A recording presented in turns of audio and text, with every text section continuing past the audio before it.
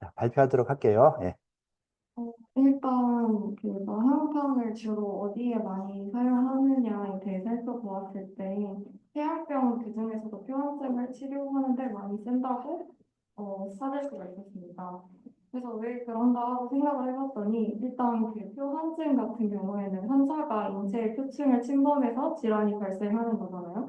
그래서 이러한 상태에서는 이제 양기가 인체의 가장 바깥쪽에 몰리기 때문에 땀이 잘 나지 않고 병기는 이제 체내 안에 있어서 질병이 점차 심화되는 그 첫 단계에 해당한다고 알고 있습니다. 근데 이때 이제 우리가 마왕탕을 사용하게 되면 마왕탕의 효과가 발한 해표랑 지의 평천이기 때문에 표층에 있는 한을 해소해서 그 기표를 열고 안에 머물러 있는 환자를 배출시켜서 병사를 제거하는 데 효과적이라고 합니다. 그리고 이제 말씀드렸던 거랑 같이 독감이랑 같은 급성 호흡기 질환에서 나타나는 한서 침입형 감기에 적합한 처방이라고 합니다. 예, 질문도 좀 받아주시죠. 혹시 예. 질문 있을까요? 마이크 갖다 주고. 예.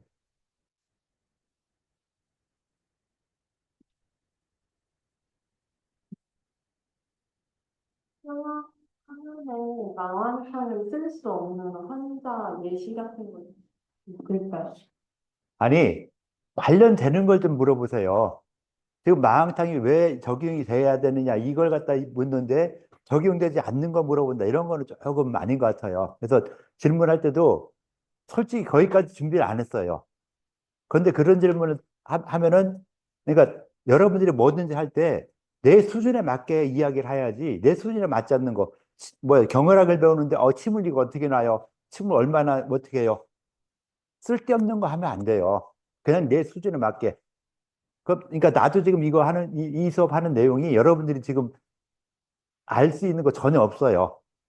예전에 했던 내용과 좀 다른 수업으로 내용으로 진행을 하고 있는 거니까. 그래도 뭐 하도 임상이 하길래 그래 한번 임상이란 거 이런 거다. 그중에 약 쓰는 거 기본이다 하고서는 보여주는 거예요. 이런 걸 했음에도 불구하고 도저히 모르겠다. 이 소리 한번 하라고 이야기하는 거거든요. 그런데 질문 자체가 저렇게 어려운 질문 한다면은 전혀 생각도 못 했잖아요. 생각해 본 사람 있어요? 마라탕이 쓰면 안 될 이런 경우. 거의 없으니까 이런 그런 질문은 질문했는데 굉장히 질문하기 위해서 잘해줬는데 그래도 좀 가치 좀 생각하면은 전혀 대답을 못 하게 되는 이런 부분이 있으니까 조금 더 생각해서 좀 더 쉬운 질문 이렇게 해주면 좀 더 좋을 것 같아요. 뭐라고 하는 게 아니라 전체적인 사람들이 다 계속 그런 식의 질문을 하기 때문에 자꾸 이야기하는 거예요. 지금 예과 1학년도 글자 우문 하나하나 읽는 거 하는데 지금도 벌써 저 뭐 쓰라고 하면은 번역 써요. 그래, 니네 번역이 이렇게 소원이면은 지겹도록 번역하게 해줄게. 난 답변 그렇게 하거든요. 지금 번역보다 글자 하는 게 더 중요하고, 지금 여러분들은 이 해당되는 내용에 대해서 그 내용만도 제대로 모르고 이걸 갖다가 어떻게 풀어나갈까 생각해야 되는데 그 뒤에 걸 갖다 더 이야기한다는 것은 조금 아직은 아닌 것 같으니까 다음 질문 같은 거 할 때도 좀 그 수준에 맞게 이렇게 질문해 주시면은 좀 더 좋지 않을까. 예. 그렇게 넘어갈게요. 다른 질문 또 좀 받아볼게요.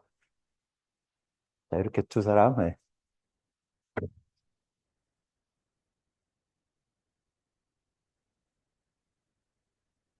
마왕탕이 폐암병의 표현증을 치료하는 처방에 자주 쓰인다고 해주셨는데 그 폐암병이 어떻게 폐암증을 일으키는 건지 폐암병에 대해 조금 더 설명해 주세요. 그다음 또 질문 두 사람 거 받고서는 이야기하도록 할게요. 저는 그 마황탕에 마황이 땀을 내고 해표에 작용을 한다는 거 정도는 알고 있었는데 지금 지혜평천 마황탕에 주된 효능 중에 지혜평천도 있었거든요. 그것도 마황의 작용인지 아니면 마황탕에 들어가는 다른 약재들의 또 다른 작용인지 궁금합니다. 굉장히 어려운 질문 해줬어요. 예. 일단 어, 저도 이제 마항의 에프드린 성분이 이제 교감신경계를 촉진시키기 때문에 땀을 내고 몸의 혈액 순환을 더 빠르게 한다라는 정도만 알고 있었지 마항탕에 다른 약재들이 어떤 게 들어가고 정확히 그 기전을 조사하지 못했기 때문에 어, 지혜라는 게 있는데 그 교감 환경이랑 관련이 있는지는 자세히 모르겠습니다. 그래서 해당 부분에 대해 조금 더 조사해 보도록 하겠습니다. 네, 저쪽 팀의 답변은? 네. 그리고 그 폐양병 같은 경우에는 이제 양이 너무 크기 때문에 증상이 그 처음에 침입했을 때 이제 표에서 시작해서 점점 안으로 들어가는 걸로 알고 있거든요. 그래서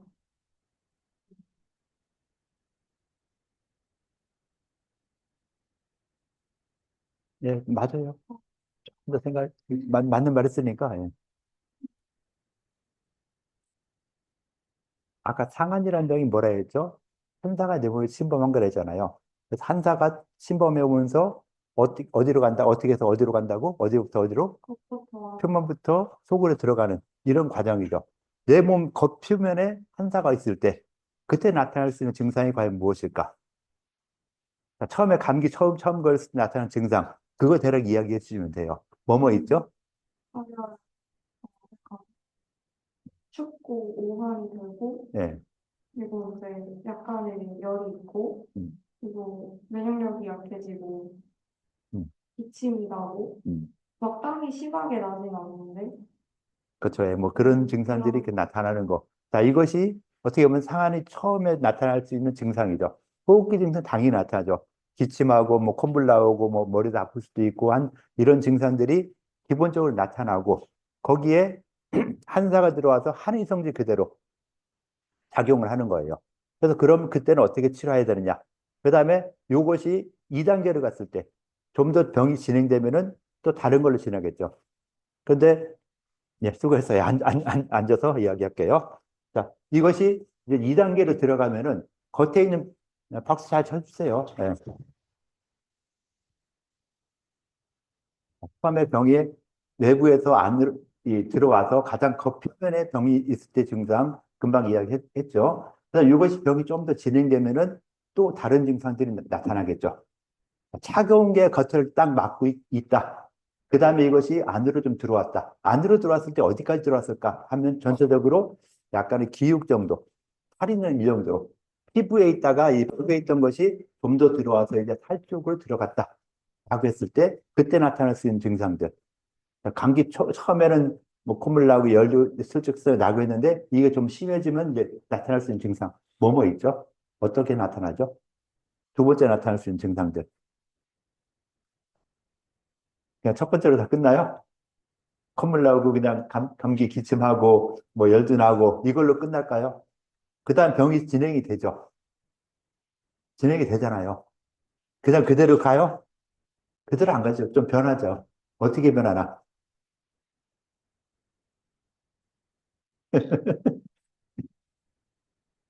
여러분들 이제 그런 것도 관찰해야 돼요. 내가 감기에 걸렸다. 첫날 어떤 증상이고, 자, 마스크한 사람 많이 있죠? 마스크한 사람들은 지금 며칠 걸렸고, 그 다음에 어느 정도 시간 지났을 때 어떻게 변하나? 기억을 해야죠. 아, 병이 이렇게 진행되는구나 하는 걸 갖다가 여러분들 스스로 느끼고 있잖아요. 그죠? 그럼 아, 이렇게 진행하는구나를 갖다가 많은 사람들이 다 통계를 낼 수 있겠죠. 그런 통계 낸 것을 상한론 시대에는 그걸 이렇게 많은 사람 못하니까 내가 본 환자들 상대로 그렇게 병이 이렇게 진행된다는 걸 갖다가 말은 했어요. 근데 그것도 상한론을 처음에 한 게 아니라 아까 소문 연론에 상한이라는 병이라고 한다 얘기했죠. 거기서 말을 한 걸 보니까 소문에 보니까 첫 번째로 태양의 병이 든다. 병이 아니에요. 태양의 병이 든다. 그다음 양명의 병이 든다. 소양의 병이 든다 해서 육경을 갖다가 이야기했어요. 태양, 양명, 소양, 소음, 고름, 소음, 태음, 고름이라는 이런 순서로서 병이 진행되어 가더라. 이렇게 해서 경이란 용어 쓰지 않고 그냥 태양, 서양, 양면 이런 식으로 육경이 용어를 썼어요. 그런데 그걸 갖다 후대 사람들이 그냥 태양경, 양명경, 소양경 이렇게 하니까 그것보다 더 후대 사람들은 아 이것이 경락을 말하는 것이구나. 특히 족경을 말하는 것이구나라고 혼돈을 많이 하고 있죠. 근데 그걸 말하는 건 아니에요. 그냥 병이 진행되는 단계 이름을 첫 번째 단계 태양, 양명, 소양 이런 식으로 표현을 해줬어요. 그러면 처음에는 그렇게 이 오한 발열이 주 증상으로 나타났는데 두 번째 양명으로 가다 보니까 그러면서 경락 흐름과 도 거의 유사하게 진행이 돼요. 그래서 양명경이 주로 흘러가는 부위는 이 앞쪽으로 흘러가니까 주로 앞부분 쪽으로 병이 진행될 것이다. 그러면서 근육 같은 이런 쪽에 좀 통증이 있을 것이고 열도 좀 더 심해질 것이다. 라고 해서 첫 번째 단계에서 두 번째 단계 하면서는 열이 심해지면서 열이 많이 나게 될 것이다. 고열이 나면서 몸살 같은 것이 날 것이고, 그 다음 좀 더 진행되니까 이것은 겉에 있는 양경과 음경 사이에, 음양이 사이에 중간에 있는 이 소양이라는 부분에 침범해서 소양이 병증으로서 한열왕래, 구고, 인건, 협통 같은 이런 증상들이 나타나게 될 것이다. 라고 생각을 하는 것이죠. 그 다음부터 이제 안으로 들어가요. 안으로 들어가서 나타나는데 요즘 일반적인 감기를 보더라도 어때요? 처음에 감기 걸려서 호흡기 증상이 나타나죠. 호흡기 증상이 나타난 다음에 한 달 정도 지나서 보면은 호흡기 증상은 어느 정도 없어졌어도 다른 데 병이 많이 생기죠. 좀 겸해서 생기는 경우도 많이 있죠. 요즘도 뭐 이 대학하고에서 이 중등 학생들 감기 많이 걸린다 그러잖아요. 감기 독감. 그때 대부분 나타나는 증상들이 처음에 호흡기 증상에서 시작됐는데 이것이 점점 어디로 가요? 호흡기 증상이 같이 겸하면서 나타나기도 하고 소화기로 많이 가죠. 내려가죠. 이 바이러스가. 그래서 처음에는 기침만 하다가 나중에는 소화도 안 되기도 하고 설사하기도 하고 하는 이런 경우를 겸하는 경우 굉장히 많이 있잖아요. 거의 뭐 요즘 독감에서 나타나는 증상들이 거의 그런 식으로. 상한눈에서도 그걸 인식을 한 거예요. 아, 이것이 처음에는 외부에 병이 있던 것이 점차적으로 안으로 들어오더라. 그 한 걸 갖다가 알아가지고, 아, 그 다음에는 양경에 있던 것이 이제 삼문경으로 들어와서 태음, 소음, 거름으로 가면서, 아, 이런 병증이 생겨나게 되는구나. 그래서 태음경 같은 경우는 배가 빵땡해지면서 소화가 안 되고 하는 이런 증상들이 생기고, 그다음 소음으로 가서는 냉미도 다능맥, 맥이 굉장히 약하면서 잠만 자려고 하고, 그다음에 뭐 구고인과 설권 같은 거에서 거름경에 가서는 뭐 혀가 말려 들어갈 정도로 굉장히 악화된 이런 심한 증상이 되고, 그 다음에는 이제 둘 중 하나 죽는 거예요. 내가 죽거나 내 몸에 있는 바이러스가 죽거나. 그래서 바이러스가 죽으면은 나는 사는 것이고 바이러스 이기면 내가 죽는 것이고. 그래서 6개의 경락을 6개 육경을 지나서 병이 끝난다라고 생각을 하고 있던 것이죠. 그래서 가장 중요한 거, 환자가 내 몸에 들어왔다. 그때 나타날 수 있는 증상들, 이걸 생각해야 돼요. 금방 아까도 얘기했죠. 오한발열. 오한발열. 왜 오한발열이 날까요? 환자가 내 몸에 들어왔을 때 오한발열을 했죠. 의식을 추우면서 열이 난다. 자, 감기 초기에 의식을 추우면서 열이 난다 하는 걸 지금 생각으로는 설명하기 힘들죠. 설명할 수 있어요? 자, 오한발열이 나는 이유가 무엇일까? 뭐 지금 생각이든 옛날 생각이든 검색 한번 해보세요. 검색 한번 하면서 자, 오한발열이 나는 이유가 무엇일까? 병이 어떻게 생기나 알아야 어떻게 치료한다는 게 나오겠죠. 그래서 상한눈에서 오한 발열이 나는 이유, 왜 그런 걸 갖다가 검색을 해서 이야기를 해볼 수 있겠죠. 검색 한번 해보세요. 왜 오한 발열이 나는가? 자, 검색했으면 누가 좀 이야기해 주실래요? 자, 검색했으면 이야기 좀 해주시죠, 누가.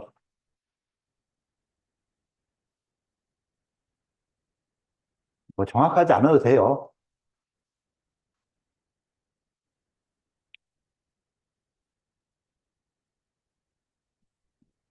검색을 해야지. 뭐 자꾸 딴짓을 해요. 검색을 하라니까. 검색. 했어요? 못 찾았어요? 얼른 찾아서 수업 진도가 나가야죠.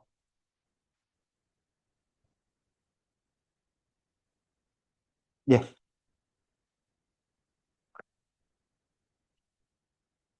우선 말씀해주신 대로 환자가 몸에 치입을 해서 오한과 발열이 발생을 하는데, 우선 환자는 우리 몸에 침입을 하게 되면 기의 흐름을 막고 체내의 온도를 조절하는 기능에 영향을 미치게 됩니다.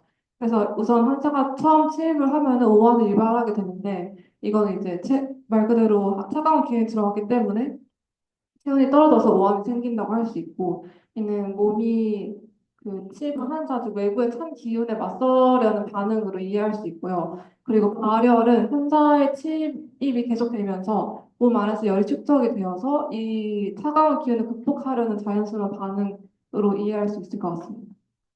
둘 다 오한 발열이 다 그 차가운 거에 대해서 뭐 반응하는, 없애려고 내 몸에서 반응하는 이런 기전으로서 오한 발열이 나타난다라고 이야기를 해줬고요.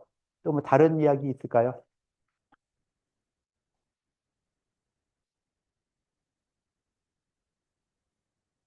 못 찾았어요? 찾았으면 더 이야기해 주시죠. 자신 있게 하세요. 틀려도 좋아요. 틀려도 좋으니까 일단 이야기하세요. 찾고. 생물학에서는 어떻게 이 오한이랑 발열이 나타나는지 찾아봤는데 오한이 아까 봤던 항사가 약간 바이러스나 세균이 침입하면 면역 체계가 활성화되는데 그때 염증 반응을 유도하는 물질이 분비되면서 체온이 상승하려고 하는데 이 체온을 상승하기 위한 초기 반응으로 오한이 발생한다고 합니다. 가지고 열을 뒤에 생성하기 있어요, 뒤에. 위해 근육이 떨리면서 건들지 마. 발생하는 거고, 발열은 아까 면역 시스템에 방어하려는 작용인데, 그러니까 체온을 올려서 아까 들어오는 가번체 바이러스를 죽이거나 프로스토글란딘 같은 염증 물질이 그 시상하고 있는 체온 조절하는 그쪽에서 체온을 상승시키려는 것 때문에 발열이 발생한다고 이런 면역 감염에 대처하려는 그런 반응이라고 좀 찾아봤습니다. 예. 금방 뭐 현대 과학적인 이야기로도 한번 찾아보기도 하고 뭐 그냥 일상적인 이런 내용으로 찾아보기도 했어요. 옛날에 있던 사람들, 뭐 2000년대 사람들이 그럼 어, 찬 기온이 들어왔을 때 지금 이제 약간 썰렁하죠. 이런 기온에 계속 오랫동안 옷도 안 입고 계속 노출돼 있다 보면은 내 몸에 반응이 일어나야 되겠죠. 그래서 일단은 한의학에서 주로 이야기할 때 그러니까 자연계의 기후 변화를 그대로 생각을 해야 돼요. 그래서 결혼식에 자꾸 바깥을 보라 또 직접 이야기해라 느껴봐라 이야기했던 것들이 이런 걸 하기 위해서 이러는 것이죠. 그래서 일단 한기가 내 몸에 전체 쌓였다. 그리고 어디에 쌓이냐 할 때 체표로 쌓인다 했잖아요. 가장 체표. 자, 피부에 찬 기운이 다 있다. 그러니까 오한이 생길 수 있는 그런 기본은 되죠. 추우니까 어이구 추워하고 떨리게 되는 이런 기본이 있을 수 있고 그 다음에 한기가 차가운 기운이 겉을 다 감싸고 있다. 그럼 속에 있는 기운이 어떻게 돼야 돼요? 내부에 있던 내 몸 자체에서 열이 좀 나죠. 그 열 나는 것이 밖으로 퍼져나가야 되죠. 안 그런가요? 땅구멍을 통해서 열이 좀 빠져나가잖아요. 땀이 나면서 열이 빠져나가고 그냥 피부 호흡을 하면서 열이 좀 빠져나가야 되는데 한기가 쌓여가지고서는 한기가 겉에서 바깥에서 차단막을 형성하는 거죠. 내 몸 체표를 다 차가운 기운을 싹 막아버리니까 내 몸에 있던 열기가 빠져나가지 못해요. 그러니까 어떻게 돼요? 점점점 열이 좀 쌓이면서 열이 좀 나게 되는. 그러니까 발열이 되는 그런 기본적인 기전들. 한기가 몸을 싸고 있어서 열이 나게 되는. 그래서 보통 한포열이라 그래요. 한기가 열을 싸고 있다. 내 몸을 싸고 있기 때문에 열이 난다. 그래서 오한 발열 같은 이런 증상들이 나타나게 되는 이런 기본들. 이런 것이, 어, 그번 시대에 성북이라는 사람이 그 상한명리론이라는 책을 썼어요. 상한명리론이라는 책에서 거기서 상한에 발현이 되는 기전이 무엇이고 오한이 되는 기전이 무엇이고 어떻게 증상이 나타나는 기전이 무엇이다 라는 걸 하나하나 다 설명을 해놨어요. 그래서 그걸 보면은 사람이 이렇게 어떤 병이 이렇게 변하는구나 하는 걸 갖다가 알 수도 있는 이런 부분이 있죠. 그러니까 그 책도 한번 읽어보면은 도움이 많이 될 거예요. 요즘은 참 세상이 좋아져가지고 상한명리론 원문 파일만 있으면은 번역하는 건 굉장히 쉽죠. 여러분들 훨씬 잘하니까 누가 아들이 GPT가 잘 해주니까 걔한테 딱 던져주고 전체 다 하면 힘드니까 조금씩 내가 보고 싶은 문장 만약 오한이다 하면 오한 하나 딱 주고서는 자 이거 번역해 하면은 알아서 그냥 짝짝짝 잘 해주죠. 그래서 그거 보고 하는데 걔를 100% 믿으면 안 된다 그랬죠. 걔는 반반 믿으세요, 반반. 얘가 번역한 것이 과연 맞나 틀리나 반드시 여러분들이 검증해야지만이 착오가 없지. 어제 그 동의보험 수업하면서 본과 1학년 학생들인데 뭐 경호권한 약에 대해서 뭘 하라고 했더니만은 완전히 개판을 썼어요. 경호권한 처방이 기원 언제부터 나왔냐 이걸 찾으라고 했더니만은 뭐 별 이상한 소리를 다 썼거든요. 그러니까 검증을 안 하고 그냥 인공지능한테 맡긴 거 그대로 답변을 써와요. 이렇게 하면 빵점, 빵점, 빵점. 나는 모든 자료를 찾으라 했는데 불구하고 잘못된 소리 쓴다면 빵점이죠. 검토도 안 하고 그냥 그대로 있는 거 그대로 바로 썼어요. 그러면 안 되죠. 검토하고선 이것이 모르겠어요. 모르겠는 부분이니까 좀 줄을 치거나 뭐 해서 표시를 좀 하고서는 이 부분 모르겠다. 라고 해도 괜찮아요. 그러니까 그렇게 해서 아는 부분 정확하게 답변할 수 있도록 노력을 하는 것이 가장 중요하고 근데 지금은 여러분들이 계속 배워가는 과정이니까 이런 것도 배우고 저런 것도 배우면서 계속 새로운 것들을 더 알게 되는 이런 시기니까 틀리게 해도 좀 괜찮죠. 자, 어찌됐건 이런 그 사기가 한사가 들어왔을 때 한사가 몸을 싸고 있어서 한사가 몸을 싸고 있기 때문에 자, 치료를 어떻게 해야 되냐. 한사가 몸을 싸고 있으니까 어떻게 해야 돼요? 한사를 갖다가 없애야 되겠죠. 근데 서양에서는 한사가 있을 때 한사를 갖다가 없애는 이런 약을 써요. 바이러스는 바이러스를 죽이는 약을 썼어요. 그런데 한약에서는 바이러스를 죽이는 약이 없죠. 지금도 뭘 할 때 그 원인을 갖다 없애는 이런 약제는 별로 없어요. 그러니까 한사가 딱 들어왔을 때, 내 몸에 들어왔을 때 이 한사를 갖다 어떻게 처리하냐 할 때, 아, 한사를 갖다가 쫓아내면 되겠구나. 없앤다 그러면 없애려면 서로 싸워야 되는데, 그 싸우는 것보다는 내 몸에 있는 한사를 갖다가 그냥 잘 다스려서 내보내자. 그뭐 뭐 고려거란 전쟁의 이 강간장처럼 딱 그렇게 해서 내보내자라는 것이죠. 서로 그냥 협의를 잘 해가지고 그래서 합의해서 나가게 하자. 그 합의해서 나가게 하는 것이 너랑 전쟁보다는 그냥 같이 서로 잘 살 수 있게. 그러니까 내 몸에서 땅구멍이 안 열려가지고서는 땀이 안 나가지고 이 한사가 이렇게 쌓여 있는데 땅구멍을 열어서 땀이 나가면서 한사도 같이 빠져나가게 해주자라고 하는 것이 마항탕의 처방이에요. 기본적인 처방이 마항탕 같은 경우가 땀을 내게 발산시키는 이런 처방으로서 마항탕이 나오는 것이고 그러면서 마항탕이 그걸로만 끝나느냐 상한병이 그 오한 발효로만 끝나느냐 아니죠. 기침도 하고 뭐 이런 호흡기 증상이 나타나잖아요. 근데 마항이 아까도 물어봤었죠. 그런 질문이 뭐 기침이나 이런 거는 마항의 작용을 위해서 해결이 돼요. 마항과 행인 이런 것들이 다 형천 그 천식을 좀 없애주면서 그 해수를 갖다 없애주고 하는 이런 약재로서 마항행인이 들어가서 마항탕의 마항행인, 계지 이런 게 들어가죠. 그러면서 계지 같은 경우도 차니까 몸을 좀 따뜻하게 해주는 이런 약을 같이 추가해줘 가지고선 열도 나고 한사도 없애주고 그다음 기침이라든가 이런 호흡기 증상도 없애주고 근데 마음 같은 약재가 보면 아까도 뭐 교감신경, 부교감신경, 뭐 에페드릴 어쩌고저쩌고 많이 했죠. 그만큼 부작용, 그 질문 아까도 했었잖아요. 부작용 같은 거. 그러니까 마왕이 들었기 때문에 그런 질문을 했을 수 있어요. 마왕이 뭔가도 모르고 아마 했을 수도 있고 한데 마왕탕 같은 경우는 부작용이 좀 있을 수 있는데 그 부작용을 좀 어느 정도 완화시키기 위해서 감초가 들어가는 것이죠. 감초란 약이 들어가서 자, 군신자다가 딱 받게 돼요. 군약을 마왕을 써 군약을 잡아가지고 아주 힘있게 모든 병을 치료하려고 하고 그다음 계지로서 신약을 써가지고서는 마왕이 발산풍환시키는 약 기능을 도와주기도 하고 따뜻하게 만들어주기도 하고 팽팽시켜주기도 하는 이런 부분 그다음에 좌약으로서 행인 그 기침이나 이 호흡기 증상 갖다 좀 완화시키는데 좀 더 도움을 주고 그다음 전체적인 약제를 갖다가 조화시켜주고 또 부작용을 완화해주기 위해서 감초를 쓴다라고 해서 이 네 가지 약제가 들어가서 군신자사가 아주 정확히 잘 돼 있다. 자, 그래서 마음탕을 주로 그 군신자사가 잘 돼 있는 처방이 본보기로 이야기를 하고 있죠. 자, 근데 상한병에서 보면은 보통 우리가 겨울철에 한사에 상하죠, 한사에. 근데 한기 말고도 또 다른 기운이, 육기 중에 어떤 다른 기운이 있을 수 있죠, 겨울철에. 하나만으로 상하는 게 아니라 두 가지가 겹쳐서 상하게 돼요. 두 가지를 겹한다면 과연 무엇일까요? 겨울철에 두 가지 기운이 겸한다. 한사 말고 또 다른 기운이 어떤 기운이 겸할까요?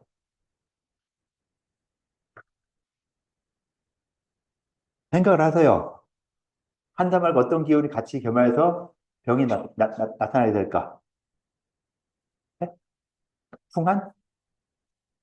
풍사. 왜 풍사라고 생각하세요? 겨울에 찬바람이 불어서 그래. 겨울에 바람이 불고, 차기도 하고, 바람도 불고. 어떻게 생각하세요? 풍사라고 말했는데, 겨울에 춥기도 하고, 바람도 분다. 맞아요? 틀려요? 틀려요? 틀렸어. 그죠? 틀려요? 맞아요. 자신있게 대답 맞아요. 맞아요? 맞는 것 같아요? 혹시 뭐 다른 이유가 있을 수 있을까요? 그냥 자연계를 보니까, 겨울에 춥기도 한데 바람도 많이 불어온다. 정답이죠. 그죠? 네. 정답이니까 왜 정답이라고 안 해줘요? 말하는 사람 굉장히 무한하게. 안 도와줄 거예요? 도와줘야지. 그래서, 겨울에 춥기도 하지만은 바람도 오는구나. 자, 그럼 이 풍환이라는 사기가 들어오는데, 이 풍환의 사기가 올 때, 지금 마음탕 같은 경우는 한의 사기를 주로 이야기했죠. 그럼 바람도 들어올 수 있죠. 풍의 사기도. 자, 그 풍의 사기가 들어왔을 때 증상은 어떤 것이 될까? 풍안이 들어오는데 풍안 중에서도 풍이 좀 더 셀 때 들어오게 되는 증상들. 자, 한사가 들어왔을 때 오한 발열이 나면서 또 그 오한 발열이 나면서 땀이 안 나요. 왜? 한사가 딱 가려막기 있기 때문에. 근데 풍사가 온다면은 한보다는 어떻게 보면 효, 뭐랄까, 억압하는 작용이 좀 덜 하겠죠. 생활에서는 바람이 부르니까. 바람이 불어서 나타나는 증상이니까 이럴 때는 풍사가 들었을 때는 상안에서 한사가 들어왔을 때 증상과 약간 달리 땀도 나게 돼요. 그래서 오한 발열하면서 땀이 나냐 안 나냐 이거에 따라서 땀이 안 난다면은 한사가 더 심한 것이고 땀이 난다면은 풍사가 좀 더 심한 것이다라고 이 상한병 태양병을 갖다가 두 분류로 크게 나눴어요. 그래서 풍안의 사기가 들어올 때 풍사가 더 셌냐 한사가 더 셌냐. 그래서 아까 말했죠. 마항탕 전에 있던 처방. 상한론에서 두 개 처방 중에서 어떤 처방이 더 많이 먼저 나온다? 게시탕이라 이야기했죠. 자, 게시탕 같은 경우는 풍사가 좀 더 셌을 때, 풍사가 좀 더 세게 들어왔을 때 이때 나타나는 증상은 오한 발열이 있으면서도 불구하고 땀이 나게 되는 땀이 난다 해서 줄줄 나는 게 아니라 약간씩 땀이 나는. 그러니까 너무 축구할 때 오한 발열이 나면서도 땀이 전혀 안 나는 이런 경우도 있죠. 이마를 만져도 그렇고 어디 만져도 땀이 전혀 안 나는 경우도 있고 땀이 안 나지만 그래도 좀 약간 이 정상적인 피부처럼 그렇게 느껴지는 이런 경우. 그럴 때는 이것이 풍사인가 한사인가 이거 좀 구분해야 되죠. 그래서 풍사가 딱 들어왔을 때는 그때 마음탕을 쓴다면은 안 돼요. 왜? 발산시키는 이 한사를 갖다가 딱 들어온 걸 발산시키는 것이 마항탕인데 게시탕 같은 경우는 발산하는 힘보다는 내부를 좀 더 따뜻하게 해주는 땀을 낼 필요가 없어요. 왜? 이미 열려 있기 때문에 약간 땀이 나는데 땀이 나는 사람한테 땀을 더 나게 한다. 안 되겠죠? 돼요? 땀이 나는 것도 어떻게 보면 병적으로 인해서 땀이 나는데 그 땀이 나는 걸 갖다가 막아, 더 나게 한다. 그러니까 사우나 가는 거랑 마찬가지죠. 한여름에 사우나 가서 한여름에 가만히 있어도 땀이 나는데 사우나 가서 난 땀을 빼야 돼. 물론 그렇게 해서 좋은 사람이 있긴 있어요. 근데 일반적인 사람들은 가면은 그렇게 한다면은 거의 뭐 반죽은 되죠. 막 살 빼려고 하고서 일부러 그렇게 할 수는 있겠지만은 일반적인 사람들이 그렇게 하면은 굉장히 몸에 손해를 보게 되는 거예요. 그래서 내가 땀이 잘 나고 많이 나고 하는 사람들은 땀을 빼러 사우나 가도 좋겠지만은 땀 빼는 거 싫어하고 하는 이런 사람들이 사우나 가서 강제로 땀 뺀다면은 이거는 안 좋은 거예요. 근데 이 풍의 사기가 좀 더 심하게 들어왔을 때 이때 땀을 빼게 한다면은 안 되는 것이죠. 그냥 또 땀이 나는데 왜 억지로 땀을 내게 하냐. 그래서 그때 마항탕 쓰면은 아까 부작용 물어본 것처럼 이때는 이 마항탕 쓰면 안 되죠. 땀이 나는 경우에 마항탕 쓴다. 어떻게 보면 거의 독약이나 마찬가지다라고 볼 수도 있어요. 그래서 그런 경우에 쓰면 안 된다라고 할 수가 있는데, 그래서 땀이 나기 때문에 그때는 몸을 좀 더 따뜻하게 해주면서 풍화의 사기를 갖다가 쫓아내줘야 되겠다라고 하는 것이 이제 계지탕이 되는 것이죠. 그래서 계지탕의 이 사용 용도도 또 그런 식으로 해서 만들어지죠. 그렇게 해서 이런 이 마항탕과 계지탕 같은 이런 부분들이 나오는 것들, 이런 것들이 나오는 것들도 그런 어떤 나름대로의 병리 기전을 가지고서는 만들게 됐다. 자, 이제 약재 하나하나에 대해서도 생각을 해줘야 되겠죠. 각각의 약재가 어떤 성질을 가지고 있느냐 하는 이런 부분들을 쭉 이야기해야 돼요. 여러분들이 지금 이야기한 것은 다 그냥 그 인터넷에 나오는 대로, 뭔가 모를 것은 주로 이야기했죠. 자, 40가지의 신호의 해표 작용을 한다 하는 이런 부분들, 그다음에 뭐 조화롭게 한다가 이렇게 된다. 뭐 에페드린이 있다. 이런 식으로 이야기했는데 각각 약재들에 대해서도 약재마다의 어떤 나름대로 특성이랄까 이런 것들이 따로따로 있죠. 마음은 그 신원에서 발산풍환을 시킨다. 그 다음에 평천 천식을 없애면서 그 고요하게 만들어준다 하는 이런 여러 가지 효능들이 있는 걸 갖다가 알고 있어야 되겠죠. 그걸 모르면 이제 처방 구성이 전혀 안 되는 것이죠. 그래서 옛날에 나왔던 처방들도 왜 이런 식으로 해서 처방이 구성됐을까? 왜 이런 것이 이런 병증을 치료하냐? 마항탕이 상안의 태양경병 병증을 어떻게 해서 치료하느냐? 자, 마항의 작용, 행인의 작용, 감초의 작용, 그다음에 뭐 계지의 작용 이런 것들이 서로 복합이 되어서 병증을 나타내는 것이죠. 우리가 마항탕이라 했을 때, 마항이라 했을 때 마항 하나만 가지고 모든 병을 치료한다? 안 되는 것이죠.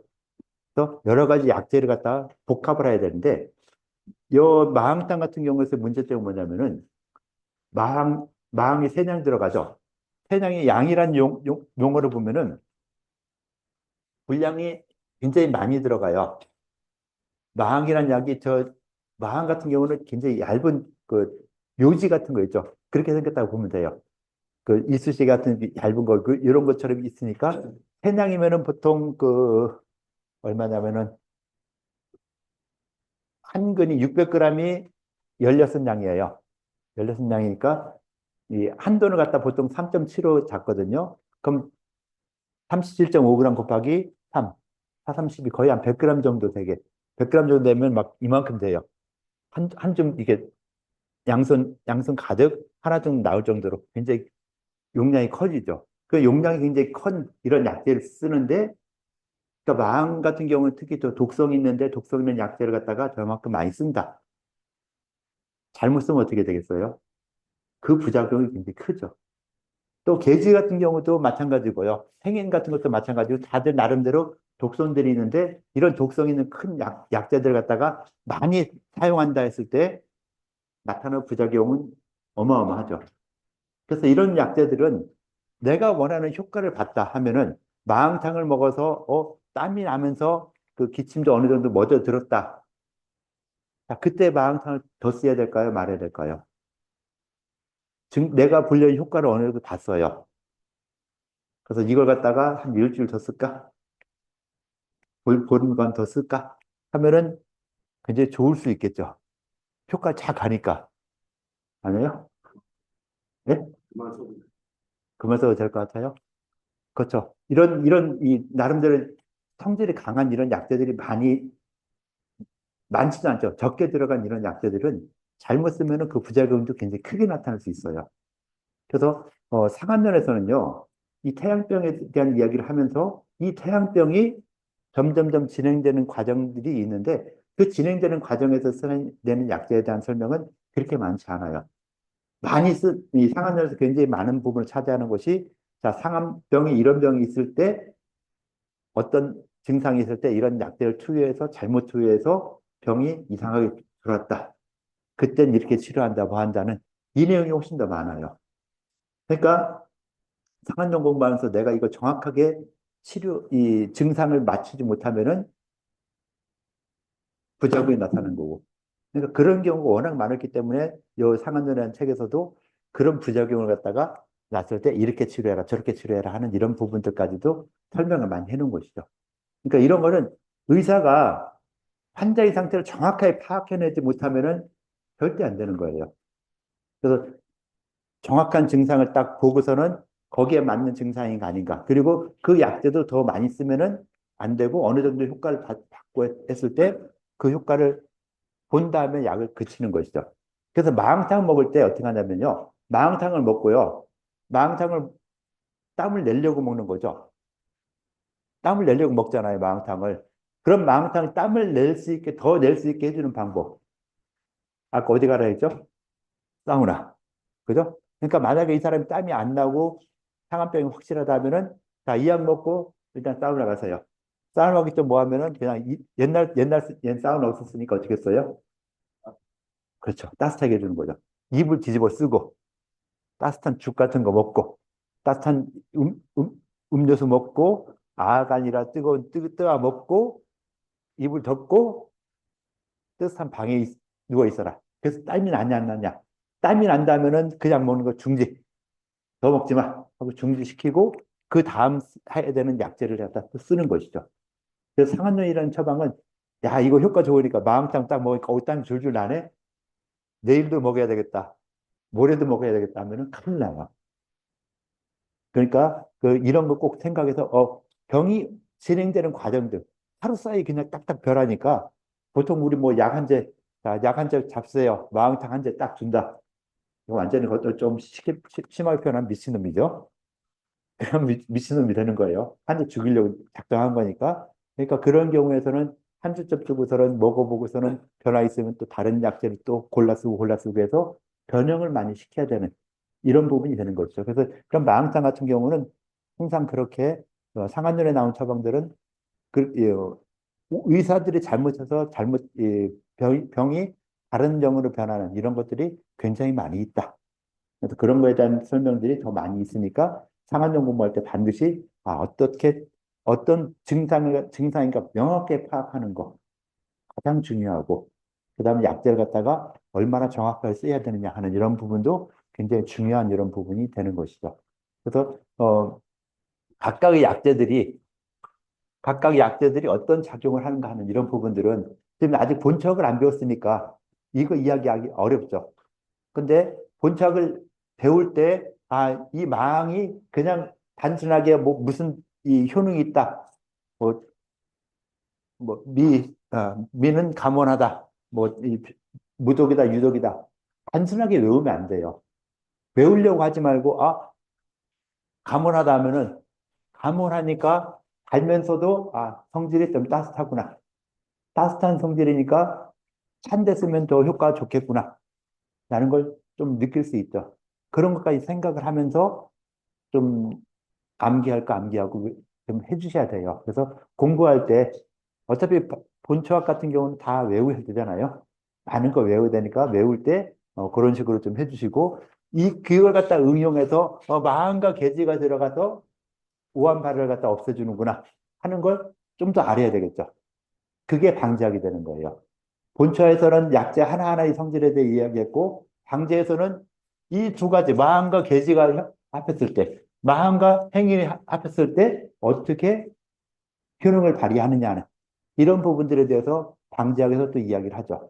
그래서 그런 거를 갖다 다 같이 연구해 나가야 되니까 본초 방제가 이런 걸 한다 하는 거니까 여러분들이 본초학 배울 때 성적 내기 위해서 단순하게 암기하면 안 돼요.